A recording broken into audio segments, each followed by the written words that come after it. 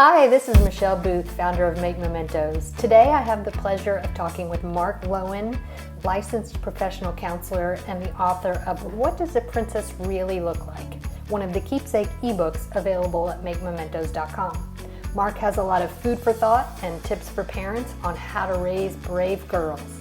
Be sure to subscribe to our YouTube channel so you're the first to know about our latest author interviews, and follow us on Facebook, Instagram, and LinkedIn.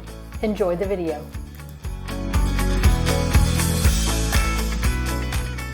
We were prepping for this conversation a few weeks ago, and we talked about we really wanted to start with the idea of girls being brave. And I said, okay, so the topic should be raising your daughter to be brave. And you had just the slightest nuance, and you said, rather than raising your daughter to be brave, let's talk about raising brave daughters. And that's such a small switch, but it's so powerful and meaningful. So tell me about that. When we adopted our daughter, I started reading more about specifically raising girls. And I was already a play therapist, so I was already working with children a lot. I was creating stories and doing all kinds of activities with children during the day at my job. But it was then that I started just really learning a little more about and reading about what's best for girls. And I think knowing that you're a dad, we are a two-dad family, and feeling like, okay, you know, society tells us there has to be a mom because she needs to learn how to be a girl. Well, what does that mean, right? What is a girl like? And so that's how I got into more the topic, and then eventually talking about it. But as I do, I just always want to make sure that it's not like, number one, me as a male coming in and saying this is what girls need, right? And number two, we're not necessarily like creating a brave child. She is who she is, and she grows into who she is, and we're just here to guide her and support her, and give her kind of what she needs. And there are specific things that parents can do to help develop, to help their children along in their development. One of those is actually counterintuitive, is to ease up on some of the brave girl, strong girl power talk. And remember that we don't want to pressure now, you have to. But I'm going to also add something else. So if we just back off, then we just did nothing, right? But something that you see is when we don't know how to do it. Here's what I see in the playground, and I'm not trying to criticize any parents. We are all doing the best we can. But this child is going, and she tripped, and she got back up, and the parent is behind her, kind of nervous, right? Oh, my kid fell, and says, "Oh, you're okay. Oh, you're brave. You got up. You're brave." And to the child, it wasn't a challenge. So we are so much like saying, "Oh, you are brave. You're strong." And what the research tells us is that we don't gain confidence from being told something. Right? So if somebody keeps praising me, that's not going to be the thing that is going to help me along. What's going to really help me is that I have a challenge that is difficult, that I maybe doubt if I can do it, but not too hard, right? Just the right amount. And I go and I make it through, and I come out on the other end. And I'm not saying I succeed. I come out on the other end, and I look back and I say, whoa, I did that. That is what really gets to, oh, if I could do that, I could do something else. That really convinces me, because if you're just telling me, oh, you're so strong, you're so strong. Really, when people don't believe they're strong, they just say, oh, thank you, right? Or I don't feel strong. It doesn't. So one of those things is to focus more on what the experience is that the child has, and help them along in the experience. It's not just the knowledge that you can, that what you do, you set your mind to it and then you succeed. It's the knowledge that you can try something, and if you fail, you're okay. And Mhm. if you succeed, that's great. Now you know life is much more about the little successes that we have along the way. A, a brave person is not fearless. A fearless person, I mean, in general, if a kid is too fearless, they're brought to therapy, right? They get hurt too much. They have impulse control. They go too far. Fearless is not always great. Brave is somebody that knows this is dangerous or this is tricky, and I'm a little nervous, but I think I got it, or I'm gonna try it. And I go and I do something that I'm not so sure that I'm that great at. And then I come out on the other end in some way and move forward in some way, whether I succeed or not in the eyes of other people or my own. So yeah. How old was your daughter when you adopted her? She was adopted at birth. At birth. Okay. Yes. So when did you adopted her, and then you've written this fantastic book, What Does a Princess Really Look Like? So I think your daughter was the inspiration for that book. She was, yes. The series of the book started being, the name is Brave Like a Girl. Um, and yes, what happened was that we were in the playground, and she said she wanted to play Princess and Knight. So I said, okay, like, how do we play this? And she said, oh, you're gonna be the knight, and you're gonna fight down there, and I'm gonna be up here. And I said, well, what are you gonna do up there? And she said, I'm gonna be beautiful. And I was kind of like surprised. Uh, I felt, and this time I was like, this definitely doesn't come from us. And so, but because she wanted to play it, I said, okay. So I fought, and then I asked her, can we take turns? Can you be a knightess, or can you be a princess that fights? And I will be up there, and I will look beautiful. She did not think that was weird. She said, oh, of course, why not? And we did that, and she loved the fighting, and she did that much longer. And I realized kind of that she picked that role because she thought that was her role to take, and not because it was the role she wanted. So another day, she asked me to draw a princess, and I started drawing a princess for her and described, beautiful hair, beautiful. And I was like, oh, this is what I'm doing. Like, why am I doing this? And so we instead went down and created a princess, where the crown means that she has a lot of responsibility, and the trying to think what else it is. The eyes means that she sees needs that people have, that she can, help out. The mouth means she has to speak up when something's wrong. The shoulders are about being strong. About being, and so it goes like a body in a positive body positivity kind of way down the body of what the body does, and not just the way it looks or what it means to others, but how it actually helps the person. What does the princess really look like? Well, I could say she looks strong and smart and all of those things, right? But also, she basically looks however she personally wants to look like, and however she's personally built to look like, right? Some people are better at something, and some people are better at the other, and nobody needs to do it all. Mhm. What are some other things that parents can do? I think the first thing that we can do is check in with ourselves on and think about, right, how do I think of success and failure, so that when something happens, I can kind of respond in that way. One thing that is the next thing that is really helpful is that we teach our children that confidence and strength, that and really almost nothing is a fixed trait. So there are fixed traits of, like, I'm better at something than at something else. So I come with genetics, but most everything can be learned and practiced to the degree that it kind of needs to, right? And so to learn, when we, instead of saying, oh, you're so brave, oh, you're so strong, we can praise the effort that somebody put into. So if, for example, instead of saying, oh, wow, you are such a great mathematician, or you got an ace on the test, Or instead of saying, wow, this picture is so beautiful, you're such a good artist, we can praise and say, wow, this was actually really hard. You worked on this for a while. You studied really hard.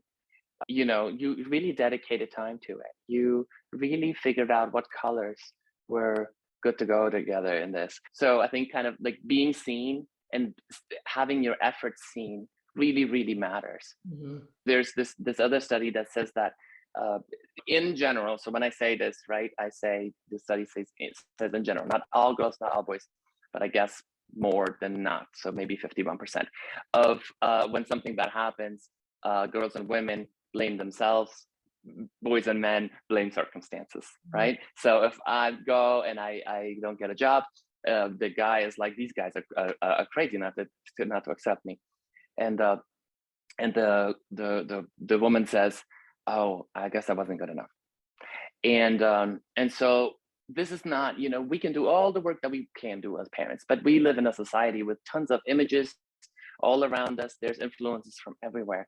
And so one thing that parents can do too is that is to help balance that out.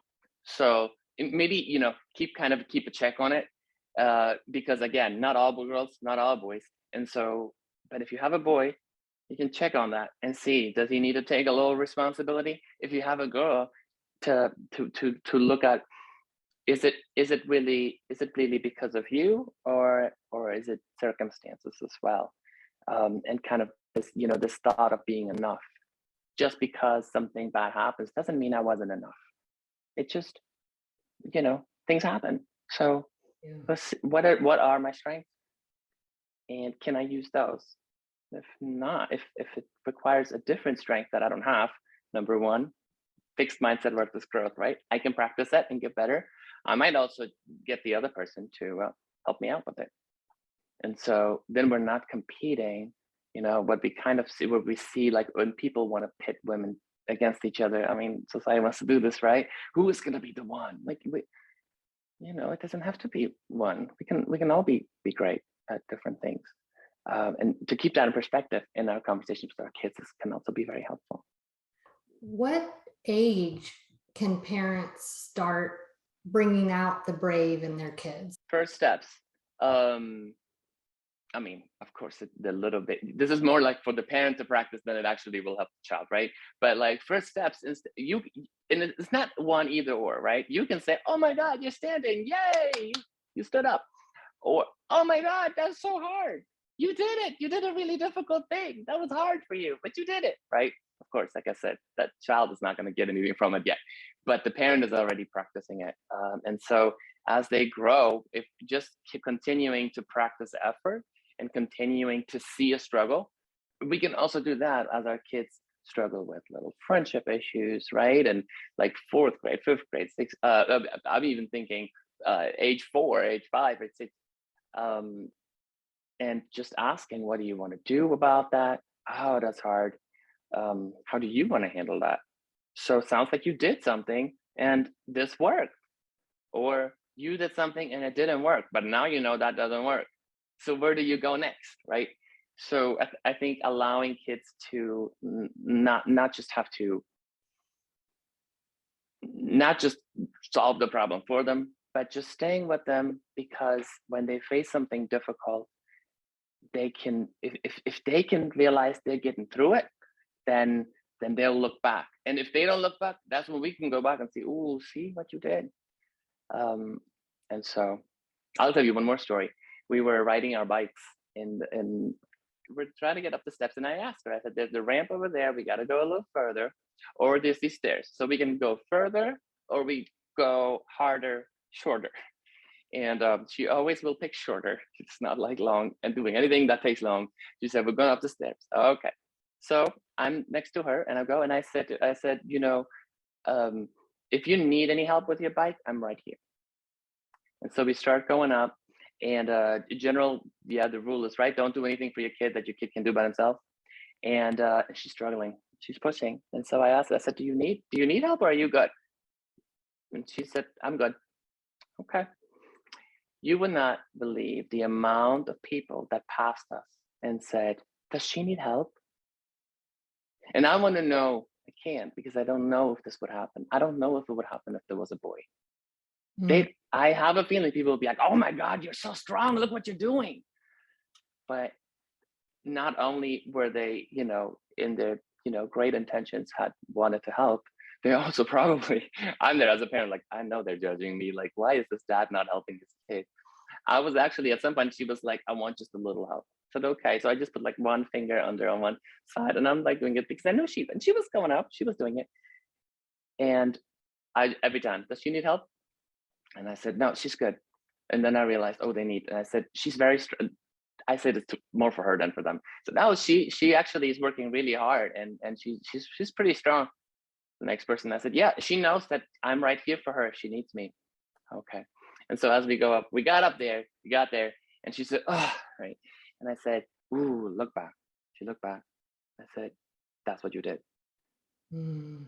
And she looked at me and said, huh, I knew I could do it.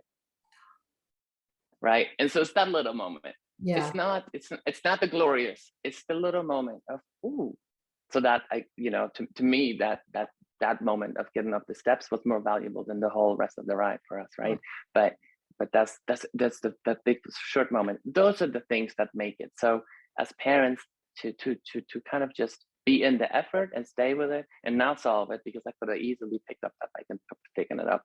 Let's jump back to the book. And what do you hope that people get from what does a princess really look like? The goal for the book are kind of twofold, because one of the reasons why I wrote the book, or what I wanted to write a book for children, was that in our home, we did not have, again, representation. We did not see books that had two moms or two dads, or had families that were different from the one dad, one mom. Right? The books about families that have two dads or two moms are specifically, and this is changing, but they're specifically about their family structure. So they say, this exists, this is good, this is how this family work. Our daughter got to a point where she was like, I don't want to read these books because I feel like I've already read all these books, and I just want to read about kids that do good things. I don't remember exactly how she phrased it, but something like, I want to read about girls that do big things or something. And so of course she wants to read about somebody that's like her. And so the book has the representation. So the girl in the book has two dads, but the dads don't play a big role. It does not explain their family structure. It's just what it is. She's just a kid with two dads. And I think that is important for other kids that have two dads or two moms, but it's really important for children who don't even have friends who have two moms or two dads, so that they can see it and be exposed to it. And when they encounter someone, they don't feel like that is a crazy, weird thing, and don't ask too many questions, and they can just kind of step in because they've already seen it, right? So it's a great way for parents to expand their child's concept of diversity and of family. On the other hand, the book teaches that story, right? That tells that story of a girl that wanted to do something and figured out that even though she wasn't successful in what she wanted to do, it worked out the way it had to, and she's happy with that. And also she learns that the body is, a princess does not have to look a certain way, and the body is more than just the way it looks. It is actually the things that it can do for us, and it empowers the princess to do all the things she needs to do. This is the first book in the Brave Like a Girl series. So are you working on your next book, or what are your plans there? At this time, there is not a second book, but there is a coloring book. So the series basically is a series of two books. So it's the main book is What Does a Princess Really Look Like? I think I have it here. Look at that. It showed up behind me. Yeah, this is the book, right? What Does a Princess Really Look Like? The coloring book I actually don't have with me here. But the coloring book is called The True Colors of a Princess. And so it expands that kids can then, it's not just coloring, it's coloring and some activities. And so it expands those concepts even a little more. So princesses can have all kinds of hair. Princesses can have come from all kinds of places, all different cultures, and so it kind of expands. It definitely expands. Families can look all kinds of ways. It expands the diversity concepts. So that coloring book is called The True Colors of a Princess.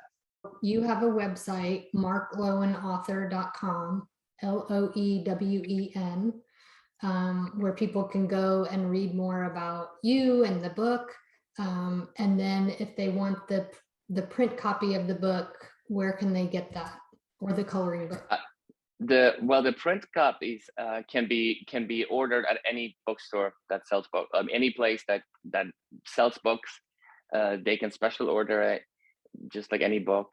It makes me very excited that Make Momentos has the book, because it's to think that a grandparent can read the book and record that, and a child, we have grandparents, far away, and so that they can send that, and there can be a good night story that a child can hear by someone that's not close, but they can read it to them, and they can look at the book or look at the ebook.